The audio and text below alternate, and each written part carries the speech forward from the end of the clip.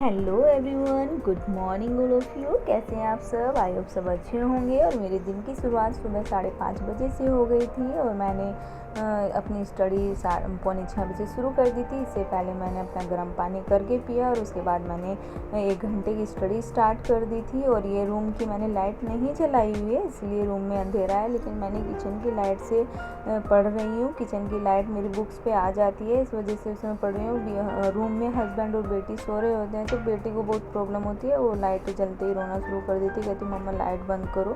और इस वजह से मैं पढ़ नहीं पाती हूँ, तो इसीलिए मैं किचन की लाइट जला के किचन की लाइट से ही पढ़ लेती हूँ। तो चलिए मैं अपना इंट्रोडक्शन दे देती हूँ। मेरा नाम है छाया चौहान और मैं एक टीचिंग एस्पिरेंट हूँ। मेरी 2018 में बीएड कंप्लीट हो गई थी, तो उसके बाद से मैंने अपनी टीचिंग जर्नी स्टार्ट कर दी थी और तभी से मैं पढ़ रही हूँ। मैंने इससे पहले 1-2 एग्ज़ाम दिए हैं जो कि मेरे अभी क्लियर नहीं हुए, या तो मैं उस लेवल की मेरे से पढ़ाई नहीं हो पाई है जिससे कि मैं क्रैक कर पाऊँ, लेकिन मैं हमेशा पढ़ती रहती हूँ। मैंने जब से बीएड कंप्लीट की है तब से मैंने एक भी दिन स्टडी को नहीं रोका है। शादी के बाद पढ़ना इतना आसान नहीं होता है, इसे हमें खुद ही आसान बनाना पड़ता है। हमारे सामने बहुत सी परिस्थितियाँ ऐसी आती हैं जो कि हमें बहुत कुछ सिखा देती हैं। हमारा पास्ट है जो हमें बहुत कुछ सिखा देता है, हमें स्ट्रॉन्ग बना देता है। कुछ भी करने के लिए हम तैयार हो जाते हैं और पहले हम इतने ताकतवर नहीं होते हैं कि हम कुछ कर पाएँ। हमारे पास कोई ऐसा गाइडेंस नहीं होता है कि हमें क्या करना है क्या नहीं करना है, लेकिन शादी के बाद इतनी जिम्मेदारियां बढ़ जाती हैं, ऐसा लगता है कि अब हमसे नहीं होगा।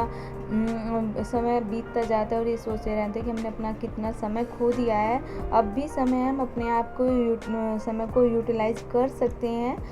अब भी हमारे अंदर इतना जुनून है कि हम अपने करियर को बनाने के लिए मजबूर हो जाते हैं कि हमें क्या करना है और क्या नहीं करना है। घर के काम करने से समाज में हमें कोई ऐसी पहचान नहीं मिल पाती है। हम अपना करियर हमें खुद ही बनाना होता है। अपने समाज में अपनी पहचान, अपनी आत्मसम्मान और अपनी रेपुटेशन के लिए हमें ही 2 कदम उठाने पड़ते हैं और हमें ही डिसाइड करना पड़ता है। कंफर्ट जोन से बाहर निकलकर चुनौतियां लेनी पड़ती है, तभी इन चुनौतियों को पार कर पाते हैं। अगर हमें पढ़ने की इच्छा है लेकिन हम पढ़ नहीं पाते हैं तो उसके लिए हमें ही बड़े से बड़ा कदम उठाना पड़ता है। हमें छोटे छोटे एफर्ट्स करने पड़ेंगे, तब जाके हम आगे बढ़ेंगे। मैं सिर्फ एक बात यही कहना चाहूँगी, लड़कियों से मैं ये ज़रूर कहना चाहूँगी कि प्लीज़ जब तक अपने घर में हो, शादी से पहले ही अपना करियर बना लो, ताकि हमें किसी की 2 बात सुनने को ना मिले और हमें अपनी रेपुटेशन मिले। जब तक अपने माँ बाप के घर में अपना भविष्य बनाओ और उसके बाद ही शादी करो। पढ़ने की कोई उम्र नहीं होती है। मैं उन हाउस वाइफ बहनों से भी कहना चाहूँगी कि अगर आपका मन है कुछ बनने का, अपनी स्थिति सुधारने का, अपनी समाज में पोजीशन बढ़ाने का, क्योंकि ऐसा कोई सगा संबंधी नहीं है, ऐसा कोई कानून नहीं है जो कि हमें हमारी स्थिति को सुधार सके। सिर्फ एक हम ही हैं जो हम थोड़े से एफर्ट से हम अपने आप की स्थिति को सुधार सकते हैं। घर का काम करके मैं दिन में ही पढ़ने बैठ गई थी। मैंने यहाँ पे भी 2-2.5 घंटे की स्टडी कर ली थी और मैंने अप्रैल के महीने में ये कहा था कि अपनी जियोग्राफी और शेक्सपियर जो राइटर हैं, मेरा सब्जेक्ट इंग्लिश है, मैं डीएसएसबी की प्रिपरेशन कर रही हूँ, तो इनको मैं कंप्लीट कर दूँगी। फिर 1 मई से नया स्टडी प्लान शुरू करूँगी कि मुझे कैसे स्टडी करनी है और क्या फॉलो करना है, मॉक टेस्ट देना है, किस सब्जेक्ट में मेरा क्या प्लान रहेगा, वो मैं मई से स्टार्ट करूँगी। और अब यहाँ पे मेरी बेटी भी पढ़ने आ गई थी, वो भी अब मेरे साथ पढ़ रही है। और इनके साथ साथ मैं अपनी इंग्लिश की रीडिंग ज़रूर लगाती हूँ। 20-25 मिनट की मैं रीडिंग लगाती हूँ और 1 वर्ड और सब्स्टिट्यूशंस और सिनोनिम्स जो होते हैं वो साथ साथ में ये तैयार कर रही हूँ, क्योंकि ये इंग्लिश सब्जेक्ट के लिए बहुत ज़रूरी हैं।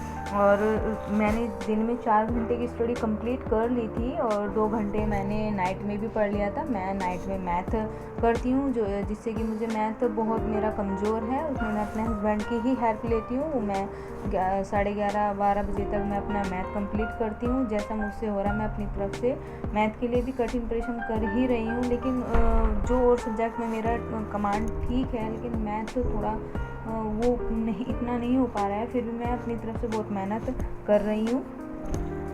और मैंने यूपी टीजीटी का भी फॉर्म डाला हुआ है, उसके एग्ज़ाम की डेट अब जून में प्रक्रिया शुरू हो गई है। बोल रहे हैं कि जो जुलाई तक शायद हो ही जाए। अब पता नहीं कौन सा एग्ज़ाम पहले हो जाए। अब ये भी कन्फ्यूज़न में हो रहा है कि पहले DSSB की प्रिपरेशन करें या फिर हम UP TGT की करें, लेकिन ये तो हमें खुद ही सोचना पड़ेगा। देखते हैं जो पहले एग्ज़ाम आ जाएगा उसी की प्रिपरेशन शुरू कर देंगे, क्योंकि DSSB का जो कोर्स है वो इतना वास्ट है, वो बहुत ज़्यादा है, इतना UP TGT का नहीं है। UP TGT में फिक्स है राइटर्स भी, और जो चीज़ उसमें आती है वो सब फिक्स है, लेकिन DSSB का जो पार्ट है वो इतना वास्ट है, वो बहुत बड़ा है। उसमें GK GS मैथ्स वगैरह सब कुछ आते हैं, लेकिन जो UP TGT है उसमें सिर्फ इंग्लिश सब्जेक्ट ही आता है। तो जो एग्ज़ाम पहले होगा उसकी प्रिपरेशन हम सब पहले शुरू कर दूंगी मैं, लेकिन फ़िलहाल तो मैं भी DSSB की ही तैयारी कर रही हूँ। देखते हैं उसकी कौन सी की डेट पहले आएगी, तब उसी की प्रिपरेशन कर देंगे।